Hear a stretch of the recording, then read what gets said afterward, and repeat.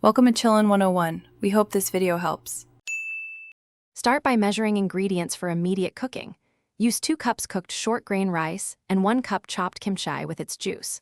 Finely slice 2 scallions and set aside, and measure 1 tablespoon gochujang, 1 tablespoon soy sauce, 1 teaspoon sugar, and 1 teaspoon sesame oil.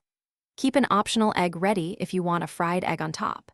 Have 1 tablespoon neutral oil for the pan and 1 teaspoon toasted sesame seeds on hand. Keep rice warm so it separates easily while frying. Heat a large nonstick or cast iron skillet over medium-high and add 1 tablespoon neutral oil. Sauté 1 cup chopped kimchi with 2 tablespoons kimchi juice for 3 to 5 minutes until slightly caramelized, then push to one side. Stir in 1 tablespoon gochujang, 1 tablespoon soy sauce, and 1 teaspoon sugar to marry flavors, then add 2 cups warm cooked rice. Break clumps, toss thoroughly, and cook 3 to 4 minutes while pressing some rice to the pan to create light, crispy bits.